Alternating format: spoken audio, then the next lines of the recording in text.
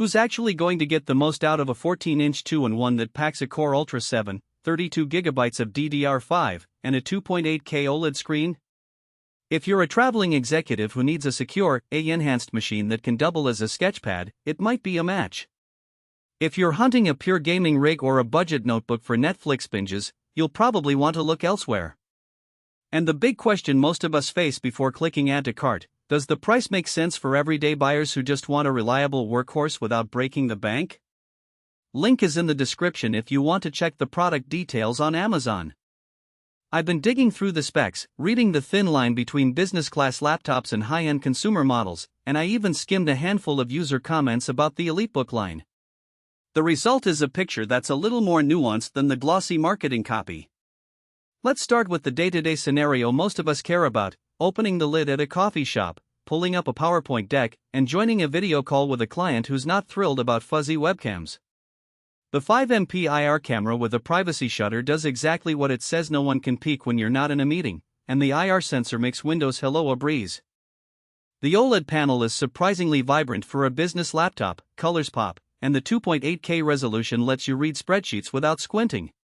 When you tilt the screen back 360 degrees, you can sketch quick wireframes in the built-in pen mode, which actually feels responsive enough for on-the-fly brainstorming. Now, about performance.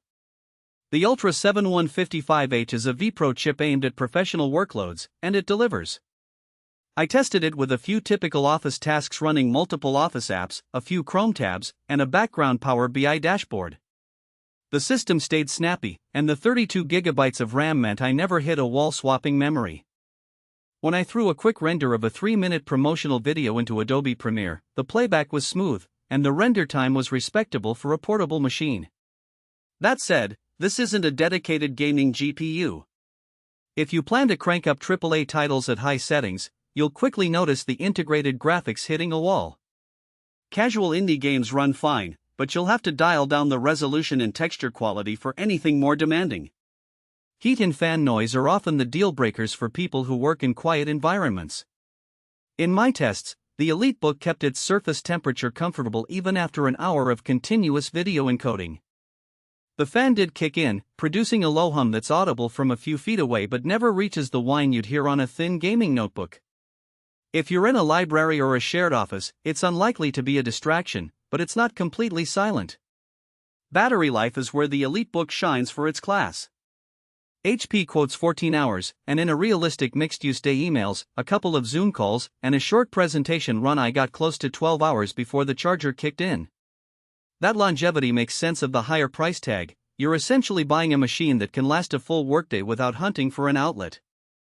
Of course, if you plug in the OLED screen at max brightness and run a heavy AI model, you'll see the runtime dip, but that's true for any high-resolution display. Connectivity is another practical point. 2 Thunderbolt 4 ports mean you can daisy-chain an external monitor and a fast SSD dock without juggling adapters. There's also a USB-A slot for legacy peripherals, and the built-in Ethernet over USB-C can be handy on corporate networks that still rely on wired connections.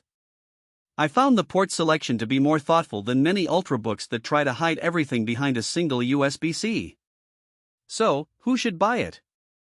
If you're a manager, consultant, or creative professional who values a secure, AI-enhanced platform, needs a high-quality touchscreen for presentations or sketching, and appreciates a long-lasting battery, this EliteBook checks the boxes. The VPro security features like hardware-based encryption and remote management are also a strong pull for IT departments that want to keep data safe without adding third-party software. Who should skip it? If your primary use case is gaming, you'll be better off with a laptop that has a dedicated GPU and a display tuned for higher refresh rates. If you're a student on a shoestring budget, the price will feel steep compared to a standard Chromebook or a mid-range Windows laptop that can still run Office and browse the web comfortably. And if you don't need the OLED screen's color fidelity, say you mostly type documents and browse the web, you might find a matte 1080p panel more than sufficient and cheaper. Let's talk about the downsides. First, the price. Even after the resealed upgrade to a 1TB SSD, you're looking at a premium tier that competes with high-end consumer laptops. The upgrade itself is a positive: more storage, faster reads, but it also tells you that the base configuration might not meet the expectations of power.